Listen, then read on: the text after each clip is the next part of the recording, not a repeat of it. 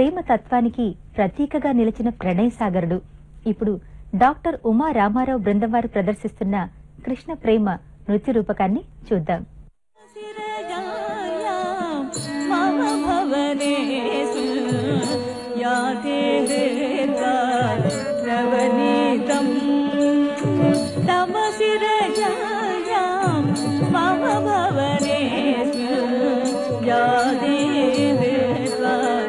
Navneeta